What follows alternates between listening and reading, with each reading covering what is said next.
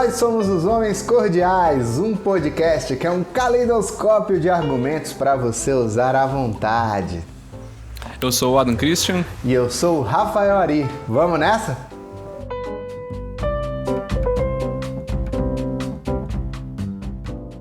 Adam, meu querido, depois deste tenebroso inverno, voltamos para gravar mais alguns episódios. E agora, né, para quem não sabe, estávamos nos preparando para entrar nesta seara, neste deserto gélido, nesse assunto que agora completa 10 anos, que são as Jornadas de Junho de 2013.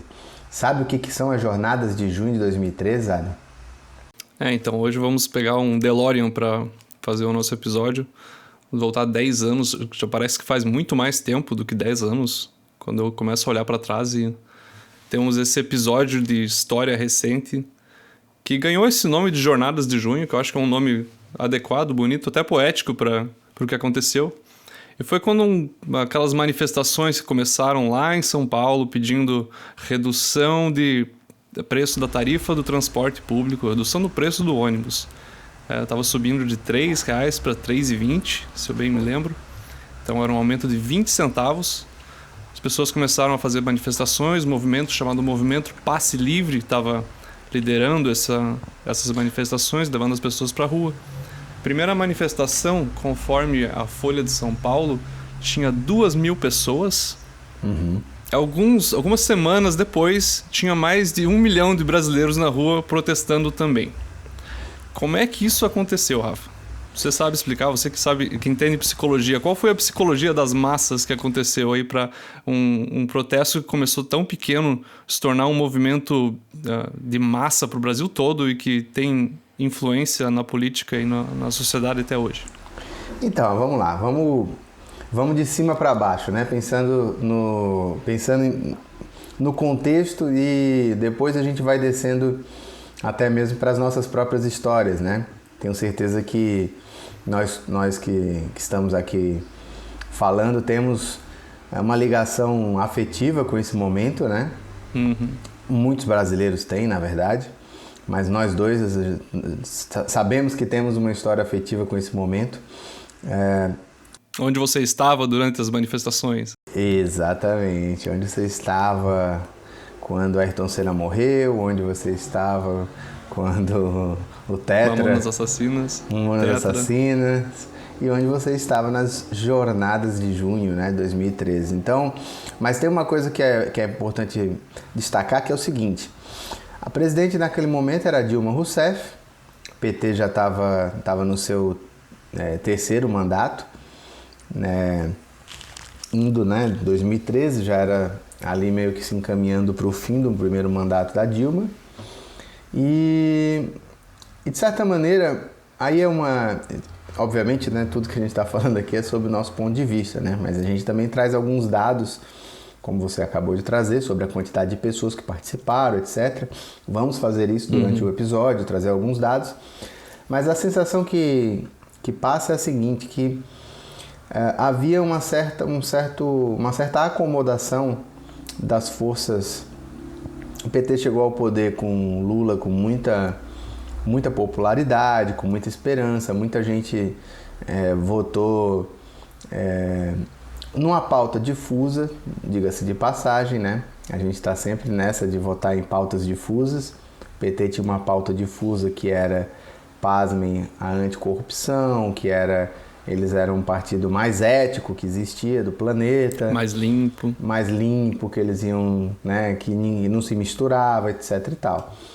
E durante o período do primeiro governo Lula e do primeiro governo Dilma, se diga de passagem também, havia uma certa bonança no mundo e havia uma sensação mesmo de que as coisas esse é um país que vai para frente, né, Ada? E aí... Nunca antes na história desse país, etc. Nunca antes na história desse país, tudo estava sendo inaugurado naquele momento, tudo estava sendo feito naquele momento.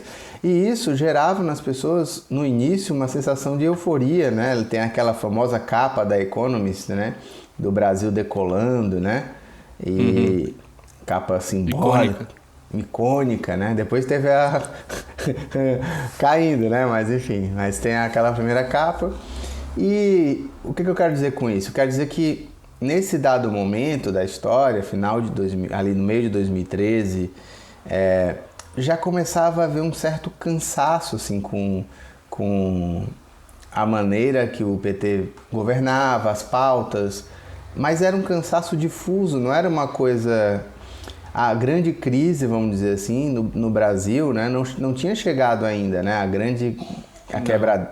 A quebradeira por causa das contas públicas desorganizadas ainda estava por vir, né? Não estava ainda... Era a calma antes da tempestade, naquele momento. Exatamente. Aquele momento em que parece que tudo parou, que o tempo parou e que de repente acontece um... E realmente, se você for observar, é um momento tão bizarro que quem chamou as manifestações naquele momento foram os apoiadores do governo, né? Eram os apoiadores do governo numa cidade, num país governado pelo PT, ou seja, a esquerda chamou o movimento Passe Livre, MPL, não é à toa, né? Que depois, enfim, surgiu o seu irmãozinho MBL. O MPL, que era um movimento de esquerda, o movimento Passe Livre, que queria que as passagens, não queriam nem que não subissem, queria que fossem de graça, né, entre aspas. A completa estatização do transporte público, né? Isso. Não só... Na cidade do Rio e São Paulo foram os epicentros, assim, e São Paulo era governada pelo PT, pelo Haddad. Então... Sim, eu fiquei muito... Eu parei para pensar que, como é curioso que as lideranças durante as jornadas de junho ainda são muito, muito próximas das mesmas que a gente tem, porque o governador de São Paulo era o Alckmin, hoje vice-presidente, o prefeito de São Paulo, Haddad, hoje ministro da Economia, e a Dilma, né? Ela não é carta fora do baralho, mas ela foi... E o Eduardo Paes também, né? Que era o prefeito do Rio, que hoje é prefeito do Rio. Prefeito do Rio, Mais as coisas mudam, mais elas permanecem iguais. Mudar tudo para continuar do mesmo jeito, né? Essa máxima é maravilhosa. Realmente não é um momento muito estranho, assim, porque era um movimento de esquerda indo para as ruas num país governado pela esquerda e numa cidade governada pela esquerda. Naquele momento, quando eu puxo pela memória, era como se a esquerda já tivesse um pouco assim, que todo o poder fica careta, né? Todo o poder fica velho, né? Fica desinteressante. Ele perde aquele charme que tem de ficar fora da instituição, de ser contra o sistema, quando você está dentro do sistema, comandando o sistema. Quando você está sentado na cadeira da presidência, não é a mesma coisa. Né? E aí dava a impressão de que o PT já, assim, para essa esquerda, né? Que é sempre... E depois a gente sabe que isso é uma estratégia, né? Sempre tem uma esquerda mais esquerda do que a esquerda que está no poder, que é exatamente para continuar puxando aquela velha janela de Overton, né? Ficar puxando o debate para o extremo da esquerda, para que aquilo que está sendo feito pela esquerda que está no poder seja completamente aceitável. Porque aquela esquerda que está puxando, ela tá propondo coisas que ainda são inaceitáveis para a população, para que a esquerda que governe diga, não, pelo amor de Deus, não vamos pautar o aborto na Câmara Federal. Mas olha só, vamos falar aqui dos conselhos que vão decidir sobre políticas públicas sem passar pelo Congresso. Isso aqui parece ok, entendeu? Orçamento participativo, essas coisas. É a diferença entre a esquerda de vanguarda e a esquerda institucional, a esquerda real, moderada, né? Que alcança o poder. A mesma... vamos dizer assim, a relação que existe entre o PSOL, o PT e, sei lá, o PSTU, né? O PSTU puxa para o extremo do extremo, o PSOL, que tem alguma representatividade, fica ali sempre martelando que, né, votou agora contra o arcabouço fiscal, porque o arcabouço fiscal era muito restritivo, né? Muito neoliberal. Muito neoliberal. Então é isso. Essa é a função. Então naquele momento, esse era o clima, assim, um clima de que Não, olha só, podemos ir mais, queremos mais coisas de graça, que o Estado dê mais coisas de graça pra gente, queremos mais que o país vá mais à esquerda. Só o que eles não estavam vendo é que existia uma massa de pessoas, né, silenciadas, sem organização, sem um partido político, sem uma liderança forte, uma liderança popular, que de fato aglutinasse aquele sentimento de que não, a gente já não quer nem o PT ali, entendeu? A gente já não quer nem o PT ali, né? Imagina uma coisa mais à esquerda. Então, de repente, aquelas manifestações que eram manifestações de esquerda se tornaram uma manifestação muito mais difusa, não diria de direita ainda, mas mais amorfa, né? Sem pauta, difícil de dizer o que eles defendiam. Eu queria falar um pouco sobre como foi essa transição, porque para mim isso é muito interessante como que aconteceu, assim, essa passagem de um grupo, de um movimento do passe livre para um movimento contra tudo isso que está aí. E primeiro que tem um papel muito importante da cobertura midiática da repressão ao movimento do passe livre, porque rendeu vídeos, matérias e fotos muito chocantes, assim, né, da repressão policial. Isso, as pessoas começaram a simpatizar com a causa, assim, né? E eu acho que tem um efeito sociológico que acontece, que é depois do momento que você sobe um pouco de patamar, digamos que o Brasil, com o governo Lula, deu um passo para frente por uma série de fatores, entre eles fatores internacionais que estavam para fora do controle do governo, mas a gente teve subiu o nosso PIB per capita, começamos a ter um pouco mais de dinheiro, um pouco mais de renda. O Brasil estava, antes do governo Lula, estava à beira do abismo. E aí com o governo Lula deu o primeiro passo, né? Sim. E as pessoas estavam mais acostumadas com isso, e daí a barra sempre sobe, né? Então você não vai ficar feliz com o mesmo patamar, ele tem que estar sempre melhorando. E a partir do momento que tivemos a estagnação e o esgotamento do modelo petista, porque o modelo petista também teve uma mudança, especialmente na parte macroeconômica, porque no começo do governo do PT eles simplesmente seguiram a fórmula do governo passado, sem alterar quase nada, né? O tripé macroeconômico, mantiveram o que estava funcionando, mas ao longo do tempo, conforme foram ficando confortáveis, as alas mais à esquerda e com pensamento mais de intervencionismo econômico do Estado na economia começaram a tomar conta e o tripé macroeconômico foi deixado de lado, e o que funcionou no Brasil e colocou o Brasil no caminho que estava dando certo foi deixado de lado. E as consequências começaram a chegar. Começou o crescimento já não era mais o mesmo, o bem-estar não era mais o mesmo, os frutos de políticas errôneas e do que foi feito de errado estava começando a ficar maduro e pronto para cair. A partir desse momento, esse sentimento já está no ar, e quando essas manifestações começam, isso se materializa. Então, aquela sensação de mal-estar, assim, sensação de mal-estar no Brasil não é novidade. O brasileiro sempre teve motivo para reclamar, sempre teve motivo para ir para a rua. Por que não vai? Porque, geralmente, assim, isso não é uma coisa que faz parte do teu dia a dia, a não ser que você seja um francês. Mas,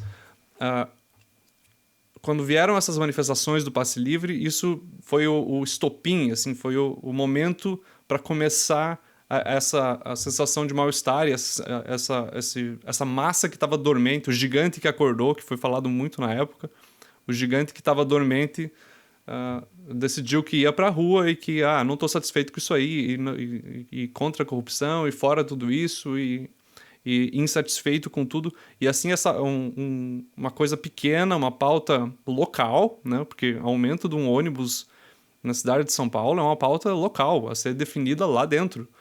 Se tornou o estopim para um movimento que tomou conta do Brasil inteiro em algumas semanas. Assim, foi tão rápido, deu para ver que teve um efeito de contágio muito grande, porque todo mundo ao teu redor começou a falar daquilo, todo mundo começou a falar daquilo, e daí as redes sociais, que já estavam começando a ter um papel mais significativo na comunicação e no debate político, também foram um fator importante para esse caso. Então, pessoas começaram a compartilhar, começaram a combinar e... Lembrando que as pessoas, elas iam...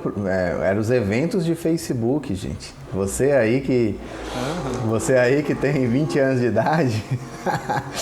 Essas grandes manifestações eram marcadas em eventos do Facebook. Sim, o Facebook, essa rede social que o seu avô e seu pai usam, ela, na época, era o que todo mundo usava e ela tinha uma interface totalmente diferente e foi o que foi usado para mobilizar essas pessoas. Tanto que muitas pessoas compararam o que estava acontecendo no Brasil na época com o que aconteceu na Primavera Árabe também, no Egito, que essas manifestações contra o governo foram combinadas pela internet, foram organizadas online, colocaram as pessoas na rua e conseguiram ter efeitos muito grandes no sistema. E o que aconteceu no Brasil foi isso também, foi um contágio muito rápido, foi tudo muito rápido. De repente estava todo mundo indo pra rua e você perguntava para as pessoas, tá, mas você está indo na rua por quê? Ah, porque eu sou contra tudo isso, tô indignado.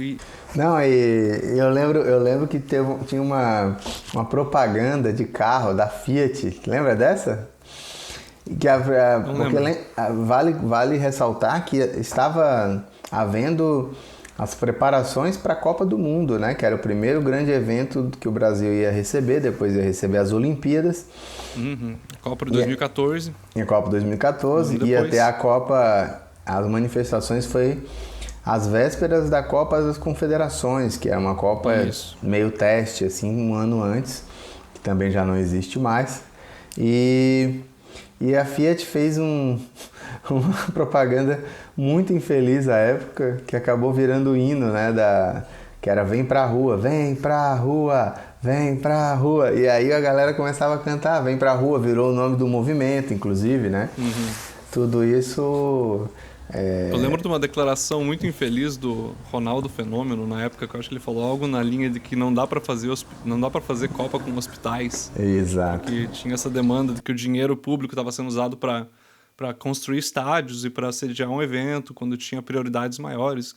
Na época eu achei isso bem positivo, que pelo menos as pessoas estavam se preocupando com o custo de oportunidade do dinheiro público, que é uma coisa que não entra muito no debate político no Brasil ao longo do tempo. E é engraçado isso, porque a gente já vai também já avançar um pouquinho no tempo, né, em relação a as manifestações e os resultados dela, né, porque ali surgiram diversas lideranças, né, em nível nacional, depois em nível local, né, em nível, enfim, diversas lideranças surgiram ali.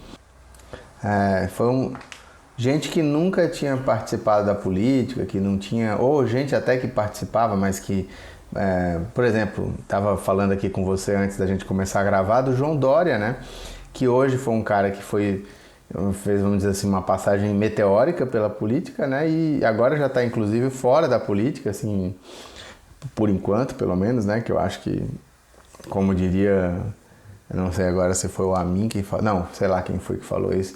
Que o político é o único animal que ressuscita, né? Então, não me seria estranho se ele voltasse para a política partidária, enfim, eleitoral, em breve. Mas ele foi um dos que surgiram ali como uma voz, não, o antipolítico, fora da política, que vai vir para limpar, E a sensação era de que a gente tinha ali pessoas que, de fato, estavam conectadas com esse sentimento de não, olha só, a gente precisa gastar melhor esse dinheiro público, a gente precisa realmente ter uma preocupação com tudo que é feito, né, pelo Estado e tal. E a sensação que eu tenho é que depois, agora vindo para o presente, assim, é que isso perdeu um pouco o protagonismo, assim, né? As pessoas não estão... Hoje mesmo eu vi uma reportagem que um deputado gastou R$200 mil num mês, se eu não me engano, ou no mandato até agora, enfim, num posto de gasolina do sócio de um amigo. E aí eu pensei assim, cara, who cares? Ninguém tá mais ligando, entendeu? Assim, cansou tô fazendo uma linha, né, entre 2013 e 2023. Houve ali um início de preocupação com gasto público, corrupção e de repente isso isso ficou... Hoje a gente está vivendo um momento de desesperança, né? É que eu acho que isso foi uma das coisas que estavam dentro dessas manifestações, porque tinha todo tipo de demanda lá dentro, né? Tinha o pessoal do passe livre no começo, todo mundo foi entrando, as pessoas insatisfeitas com corrupção, insatisfeitas com gasto público, com Copa, insatisfeitas com pedindo o retorno da ditadura. Tinha todo tipo de demanda lá dentro. O que você quisesse buscar tinha lá dentro. Foi um momento de caos, e momentos de caos são muito criativos também, então, porque tudo podia sair dali. E eu acho que, além de ter sido um momento de contágio, que levou todo mundo pra rua, também tinha aquela coisa que eu acho que as pessoas estavam sentindo falta, que é fazer parte de uma massa. Sentir parte de um fenômeno, de algo que é maior do que você, assim. Sim. Aquela coisa romântica de ir pra rua e tentar mudar as coisas e mudar o sistema.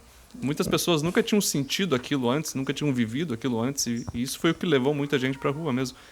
Você foi pra rua, Rafa? Conta aí pra Então, gente. e antes de responder essa tua pergunta, tem uma questão eu estava pensando aqui de mudança geracional, né? 2013, talvez, que eu estava pensando assim, pô, ao mesmo tempo surgiu o pessoal do MBL, né? No vácuo do MPL, lá do Movimento Passe Livre, que depois de um determinado tempo percebeu que perdeu as ruas, que já não era o movimento principal ali, que estava comandando, coordenando. Perdeu o controle, né? Perdeu o controle, decidiram sair. Eles realmente fizeram nós não estamos mais, né, neste movimento. Lavaram as mãos. Né? Não apoiamos mais, não vamos mais. Daí surgiram os black blocs, né, que era, para muitos, foi uma tática da própria esquerda para matar os movimentos, né? Era uma estratégia de colocar pessoas violentas na rua para a polícia chegar e dispersar os movimentos e aquelas pessoas que eram mais... enfim, famílias, pra perder né? a legitimidade, né? Perder a legitimidade. Sim. Porque a pessoa pacífica, ela não quer estar lá junto com um arruaceiro quebrando vidro. Isso, exatamente. Para poder ir que matando ali, né, à vontade. Só que não deu certo, assim. A coisa já estava tão tomada, assim, que não deu certo. Mas, ao mesmo tempo, o que me impressiona é que talvez nesse momento fosse uma mudança geracional de pessoas mais velhas, mas que não tão velhas ainda, mas mais velhas, que viveram a ditadura militar e que ficaram ali se sentindo, de certa maneira, oprimidas, né, pela democracia, por aquilo que venceu depois, né, que foi... Só venceu centro-direita, centro-esquerda e esquerda, né? Não venceu mais nada ali. Então, aquelas pessoas que ficaram ali meio caladas foram para a rua, e ao mesmo tempo o pessoal do MBL, que é um pessoal mais jovem, uma criançada, uma garotada que não viveu a ditadura militar, nem o finalzinho dela, mas estava ali. E aí, quer dizer, foi um encontro dessas gerações que explica muito, por exemplo, a reeleição da Dilma, que explica muito depois a eleição do Bolsonaro, que explica muito... porque realmente, quando a gente pensa 10 anos é muita coisa para o nosso tempo de vida, e esses 10 anos foram extremamente intensos. Eu particularmente, talvez tenha sido realmente os 10 anos mais intensos da minha vida, assim, né? Então, envolvido com isso, inclusive, mas em tempo histórico pode ser que a gente ainda esteja num momento de transição, entendeu? Pode ser que essa geração que viveu a ditadura militar esteja ficando realmente mais velha ou morrendo mesmo, e uma outra geração vai tomar conta. Por exemplo, a vitória do Lula, né, se dá muito também por uma nova geração de esquerda que assim como a Dilma gerou muitos liberais, né, o Bolsonaro também gerou muitos esquerdistas, né? E essa geração mais jovem que não se identificava com o Bolsonaro talvez tenha sido relevante ou tenha sido um ponto, né, de desequilíbrio ali para a vitória do Lula.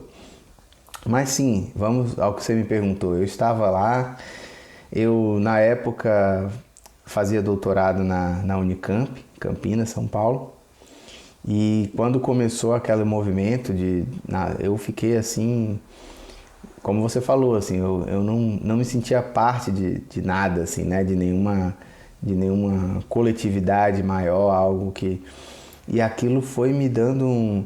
E a princípio, como eu fui percebendo isso, assim, que o mesmo movimento que o movimento fez foi o mesmo movimento que eu fiz, assim, né? A princípio eu não sabia muito bem no que eu acreditava, assim, eu suspeitava que eu gostava da liberdade, de autores que falavam de liberdade, mas eu não tinha, assim, eu não sabia muito bem no que eu acreditava politicamente. Não tinha assim. uma ideologia política clara, definida? Não tinha. E fui pra rua ali, na verdade, a princípio, quando começou a falar da educação, quando começou a falar da qualidade da educação, que já era um problema assim, muito, muito latente, assim, muito, e que só piorou, na verdade, de lá pra cá. E aí e eu sou testemunha de que iam as famílias, amigos com filhos pequenos, assim, todo mundo com aquela meio cara pintada, assim, todo mundo de verde e amarelo, olha só, todo mundo... Sim, o pessoal falava que parecia uma micareta às vezes. E lembro perfeitamente quando a gente descia numa avenida importante lá de Campinas, na Glicério, que começou os black blocs a quebrarem os vidros dos bancos e dispersou, e eu tava com a filha de uma amiga no colo e eu corria com essa criança. E realmente a sensação é muito ruim, assim, sabe? De você correr com uma criança, né? No momento em que você tá num negócio pacífico e de repente vira um corre-corre, quebra-quebra policial com possibilidade de você, sei lá, ser machucado ali por uma bala de borracha, um spray de pimenta, alguma coisa assim, com uma criança no colo, né? Então, aquilo pra mim foi uma virada muito forte, inclusive nas coisas que eu fazia, né? Eu estava muito mais interessado em ser um intelectual, em estudar, em escrever artigos, e aquilo ali para mim foi uma virada que me fez buscar outras leituras, outras pessoas, Outras práticas? Outras práticas, outros grupos de pessoas, né? Me fez procurar a vida partidária que eu não tinha naquela época, que eu não imaginava ter, na verdade. Então, eu lembro, inclusive, fazendo eu fui convidado para uma reunião da rede que estava se formando, né? Uhum. E bem nessa época dos movimentos, né? E eu sentado lá e eu tava tão... Porque eu sou psicólogo, dramaturgo, escritor, então eu sou um cara que trabalho com... Esse era o meu campo de estudo, né? Não era política, ciências sociais, assim, a gente estudava ciências sociais, filosofia muito mais aplicado, ou meio que tentando, né? Na academia brasileira tem muito esse hábito principalmente de pegar autores franceses de ciências sociais e filosofia e chupar para uma área que não é exatamente o que eles estavam... Usar para tudo, né? Usar para tudo, vira um grande remédio para todos os males, né? Mas enfim, e dali por diante surgiram o Instituto na minha vida, né? Surgiu o Instituto Liberal, surgiu o Spotniks, surgiu o Hofbauer, surgiu todos esses sites da internet que traziam vídeos e literatura muito diferente que ninguém jamais nem citou para mim durante todo o meu período de formação educativa, assim, educacional. E de repente eu estava ouvindo falar, né, as camisetas, né, que surgiram na manifestação, né, mais Mises, menos Marx, mais Mises, né.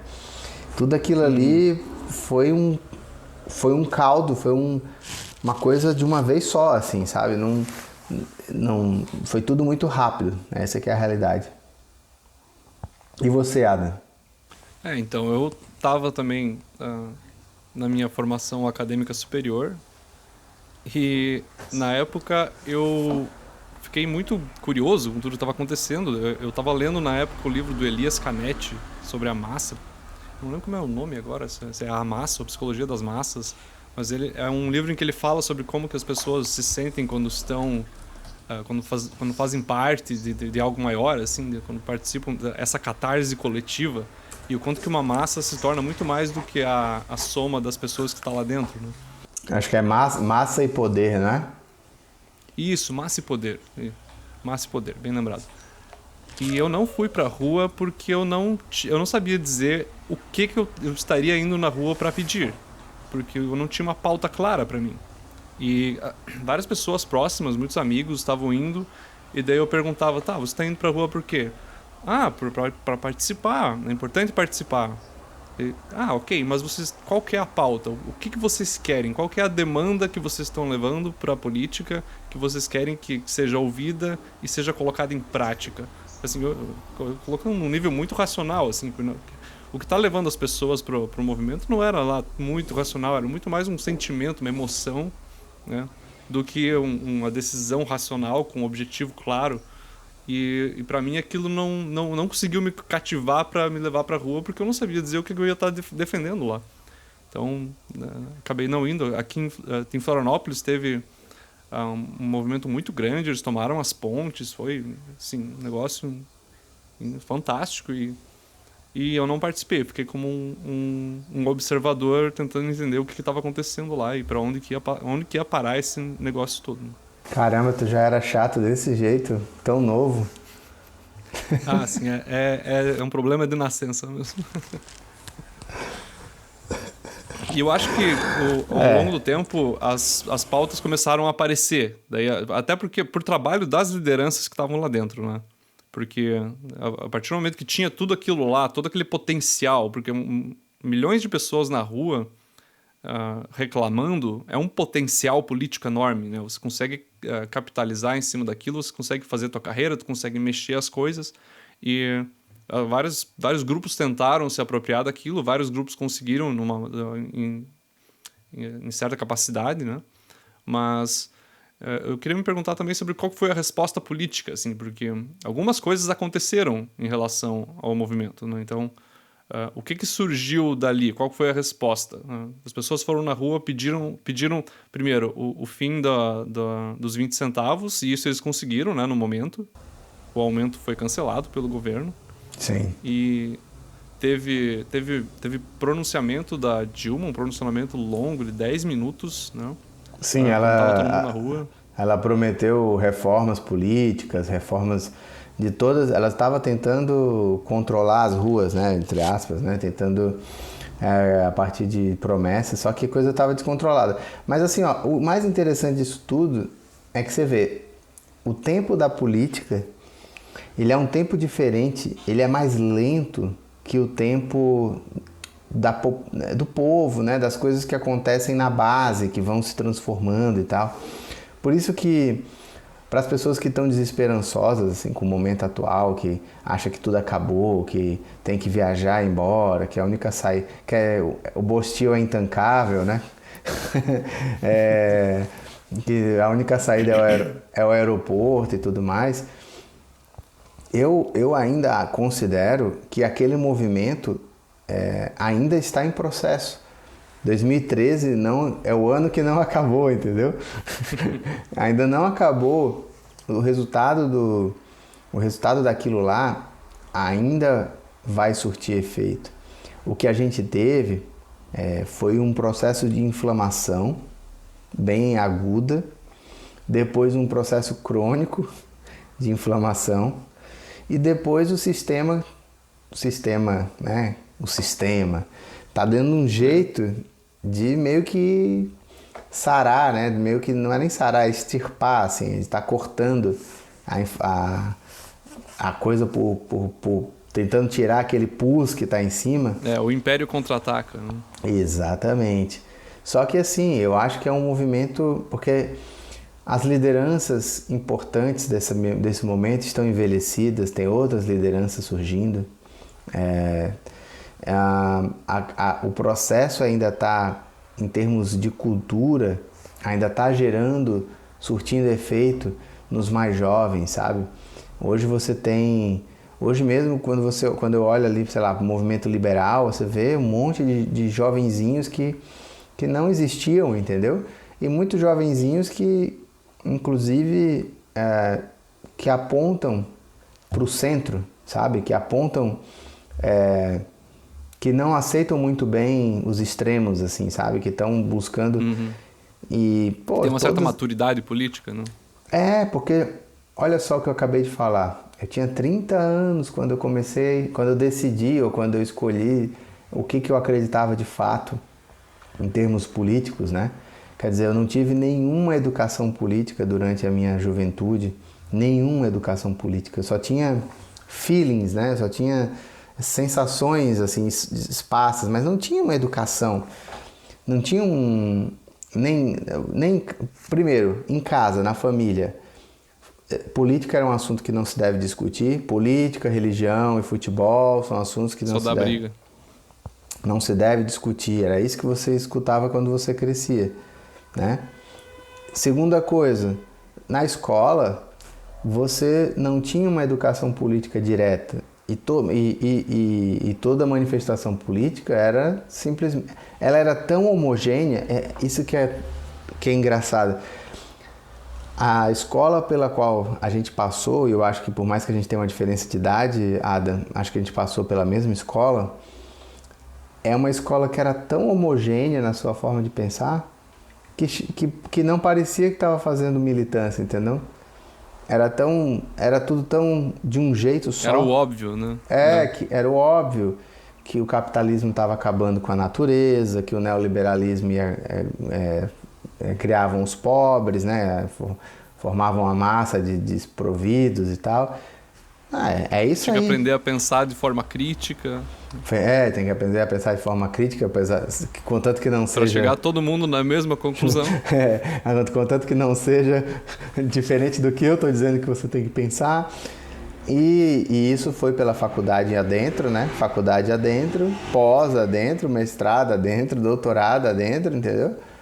E de repente foi a internet que conseguiu furar essa bolha, que trazer outras referências e trazer outras... Mas por exemplo, 2013 para cá, pensa alguém que tinha 5 anos de idade nesse período. Ela cresceu, ela foi se tornando ali um adolescente nessa fricção, né? Nessa polarização. Então, quer dizer, eu ainda acredito que 2013 ainda está em processo, entendeu? A gente está vivendo agora um momento que como você falou aí, né? O Império Contra-Ataca, mas isso daí não vai durar muito para os Jedi voltarem, entendeu?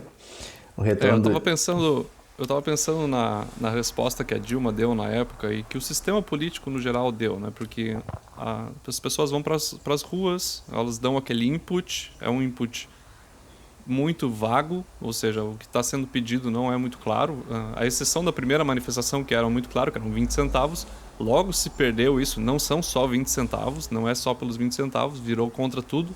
Então, a resposta que a Dilma deu foi a única resposta possível para uma pergunta que não era clara. Então, ela deu uma resposta que também não era clara.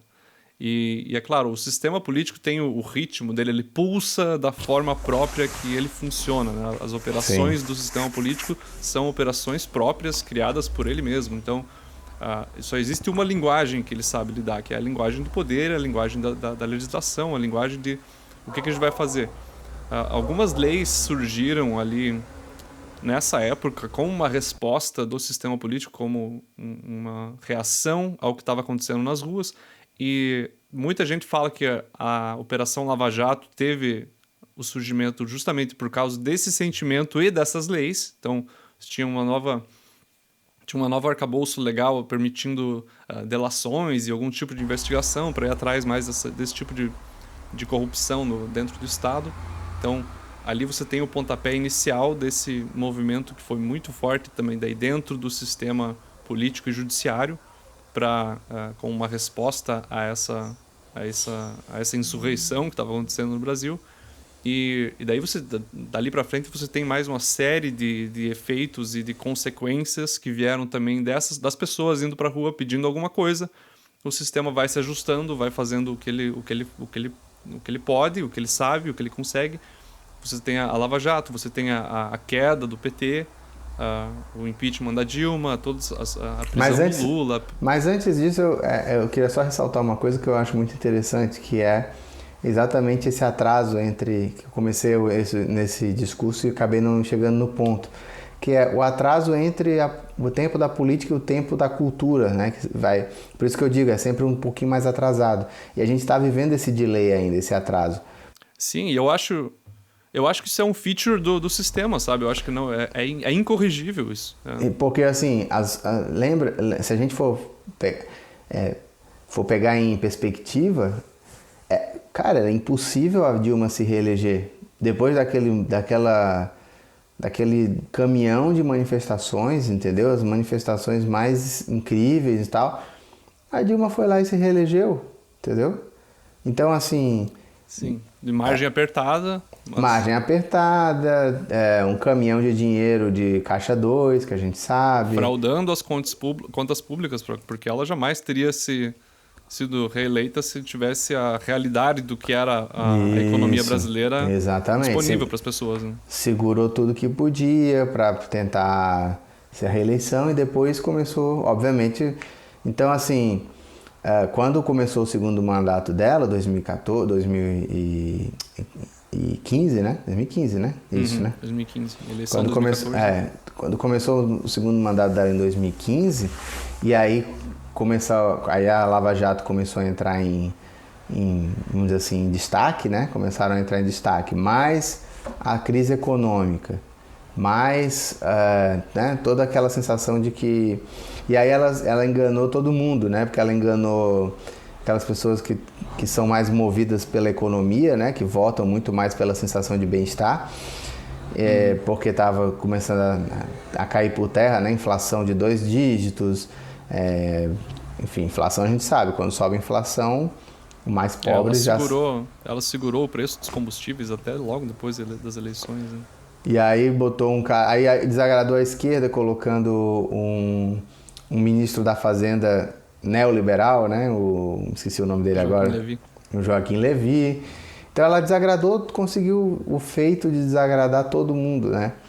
Eu não gosto de fazer futurologia. Mentira, eu gosto muito. Eu acho futurologia, o que teria acontecido se tal coisa tivesse acontecido. Eu gosto muito desse exercício, assim. Mas eu falo que eu fico pensando, cara, se o Aécio tivesse vencido aquela eleição, sabe? O Aécio tivesse vencido aquela eleição, ele teria provavelmente sido reeleito. Teria vencido 2014 até 2018, teria sido reeleito em 2018 e teria acabado o mandato dele agora, né? Então, provavelmente ele teria apaziguado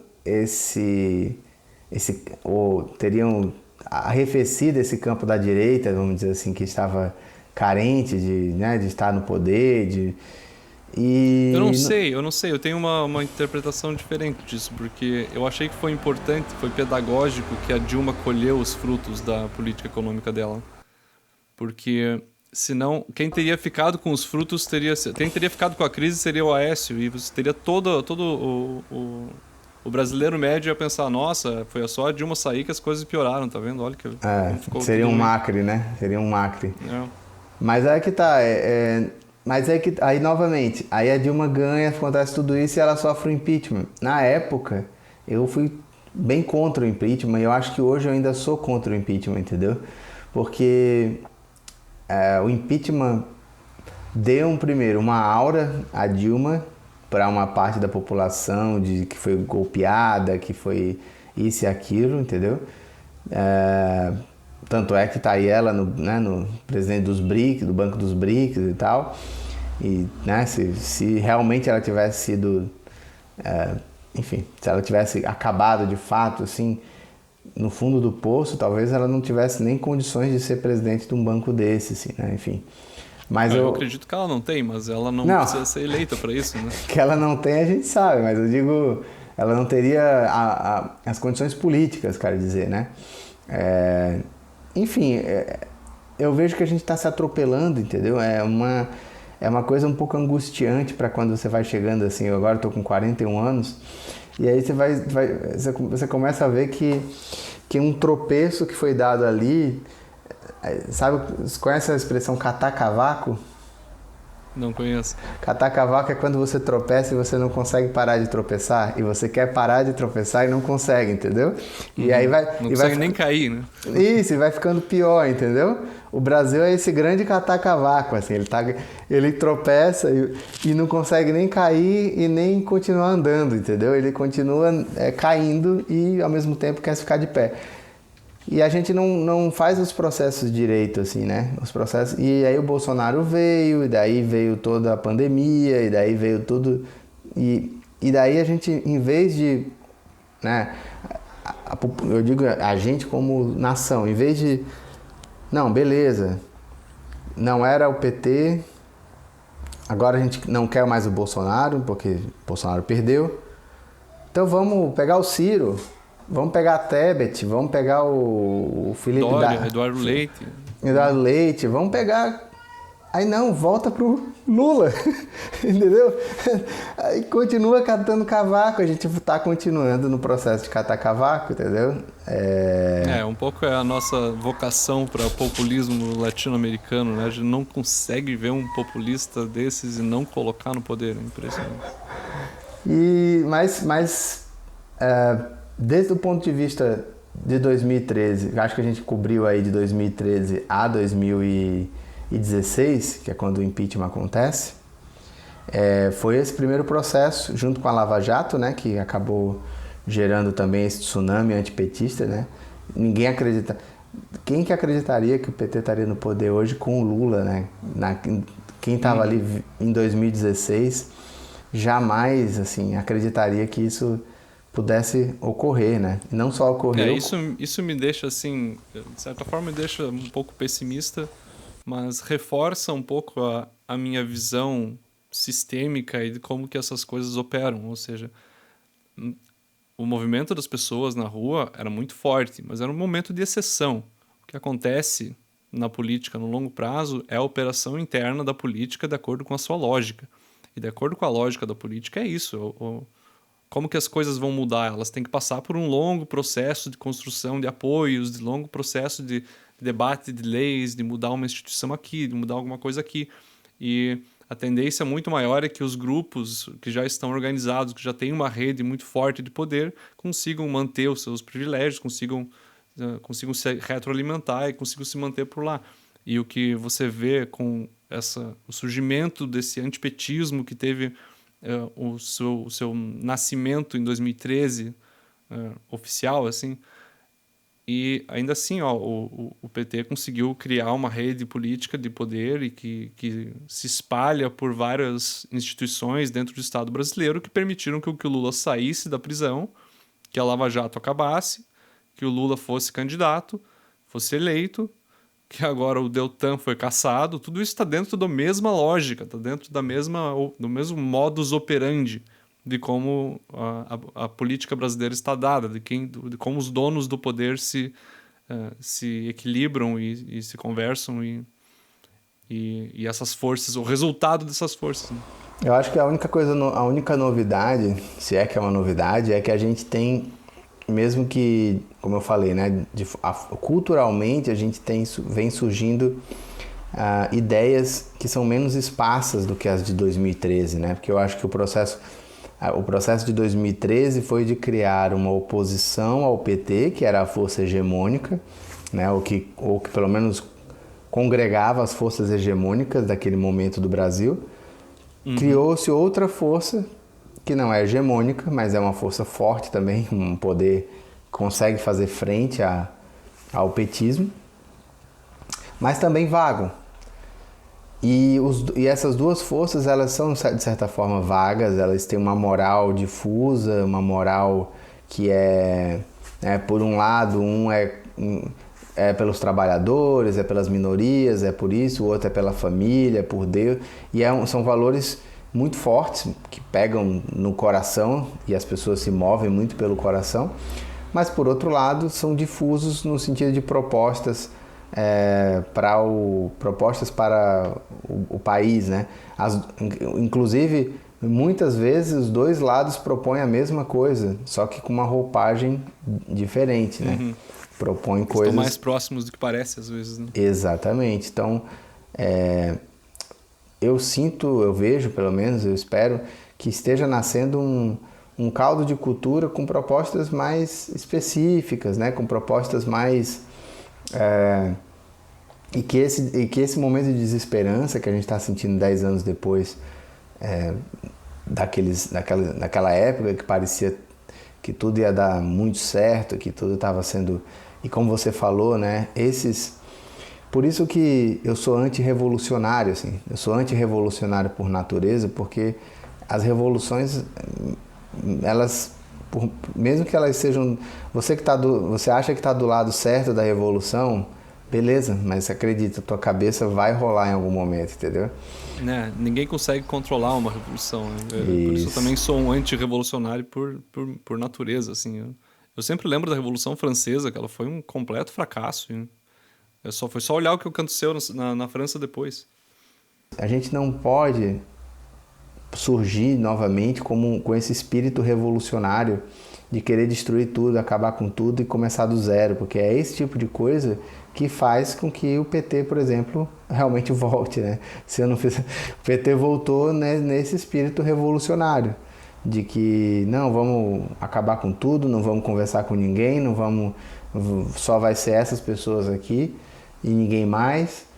E aí acabou que a gente deixou uma parte relevante da política de fora e que muitos deles preferiram buscar resgatar, né, um condenado preso e torná-lo presidente da República do que, vamos dizer assim, conversar, né? Faltou isso, o diálogo, né?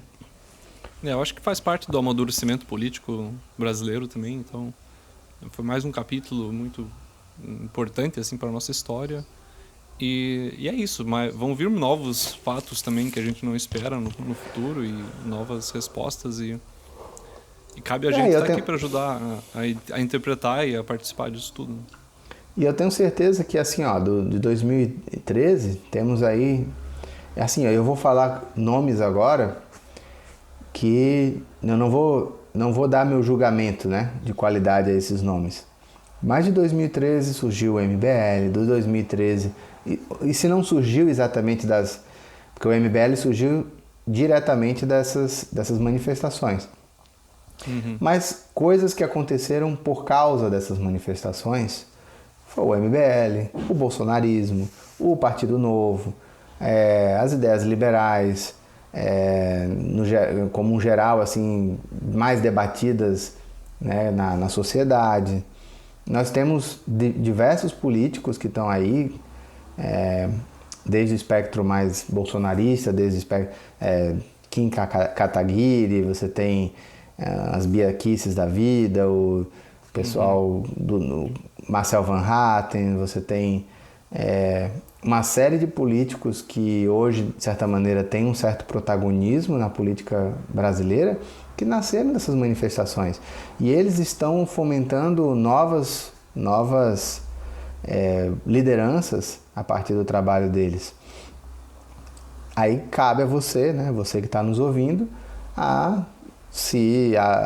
vamos dizer assim, se agregar, né, se juntar àquilo que você acredita mais, né, em vez de ficar triste, macambúzio aí jogado pelos cantos, buscar apoiar aquilo que você acredita mais, entendeu? Porque não tem jeito, é isso. A gente só vai conseguir, de fato, mudar alguma coisa de forma perene se a gente tiver caldo de cultura. Caldo de cultura. E isso demora. Eu acho que agora a gente estabeleceu várias coisas, assim, tanto que para mim é impossível um movimento tão grande e difuso como foi em 2013 hoje, porque as pessoas têm mais clareza sobre o que elas defendem. Elas vão para a rua com uma pauta um pouco mais clara. Então, eu acho que podemos ter mais movimentos desse tipo, mas eles serão menores e vão ter bandeiras mais claras e cores mais claras. E é isso, vai continuar tendo essa movimentação política. E muitas vezes a gente não sabe onde que ela vai parar, né? As consequências não são premeditadas. Você quer ver um detalhe, uma coisa como que é uma depuração? De 2013 até as manifestações enfim, depois das eleições agora e tal, 8 de existiu janeiro? uma parte da direita que, até o 8 de janeiro, eu acho, que existiu uma parte da direita, tem uma parte da direita, porque assim, direita é um grupo muito grande, assim como esquerda é um grupo muito grande, é aquela velha história, como é que é, de baixa resolução, como é que você gosta de falar? É uma visão de baixa resolução. É uma visão de baixa resolução, mas vamos lá. Tem uma parte da direita que, de certa maneira, fazia vista grossa para aqueles tiozinho que ia com as bandeiras pedindo intervenção militar. Fazia vista grossa, fazia assim, essa é uma minoria, tarará, enfim, Órfãos da foda, ditadura. mas deixa... É foda, mas deixa esses velhos aí pedindo a ditadura, entendeu? Deixa eles aí. Já depois do 8 de janeiro, todas as manifestações que foram chamadas, que obviamente ainda não foram grandes, ainda não foram nem próximos do que foram as de 2013, acho que não serão nesse momento também, mas já havia um consenso. Nós não vamos aceitar nenhum tipo de manifestação pedindo ditadura militar. Por quê? Porque já se estabeleceu que essas pessoas, elas não só não vão ganhar nenhum apoio, como elas vão perder apoio de ter esse tipo de pessoa, mesmo que minoritária, fazendo manifestação. Então, isso é uma depuração do processo, entendeu? As pautas vão ser mais específicas. Né? É uma melhoria, as pautas vão ser mais específicas e não vai se aceitar mais algumas coisas que, de certa maneira, dão inclusive ferramentas para aquelas reportagens, às vezes mal intencionadas, querendo desqualificar toda uma manifestação por causa de alguns cartazes. Então, isso é importante, isso faz parte do processo, não tem jeito. Mas é isso, acho que estamos amadurecendo, Então, Adam, é isso. 2013 foi um nascedouro para muita gente, como foi para mim, foi para você, de um espírito combativo, né, de querer mudar as coisas, de acreditar que a gente tinha algum poder, né, porque também foi um período de virada em relação a uma descrença de que nós, né, o povo, a gente não consegue conquistar as coisas por meio de pressão popular. Eu acho que isso também foi um amadurecimento da nossa sociedade, que se viu que sim, é possível fazer pressão, por mais que agora estejamos num momento de desesperança, mas é possível com pressão sim evitar alguns males. Eu sempre coloco um asterisco de que é possível fazer pressão, mas nem sempre o resultado vai ser o que a gente espera. Então, eu continuo cético em relação às pessoas irem para a rua sem uma bandeira muito clara. Mas acho que foi um momento importante, assim, até para tirar um pouco da inércia, né, das pessoas de participarem e de terem sua voz ouvida. Mas é isso. Quando é que tu vem para a rua novamente, Adam? Vamos ver. Eu tenho que encontrar uma pauta que consiga vencer o meu ceticismo ainda. Já vi que eu sou o policial bom e você é o policial ruim, né? Essa é a nossa dinâmica. Então é isso. Vem pra rua, vem pro podcast Homens Cordiais, continue com a gente, que a gente vai continuar aqui com vocês. Nós somos contra tudo isso que tá aí. A gente é contra tudo isso aí. Como diria o Nelson Rodrigues, né? Ele dizia, quando chamavam ele de reacionário, ele dizia assim: eu sou um reacionário, eu sou contra tudo que não presta.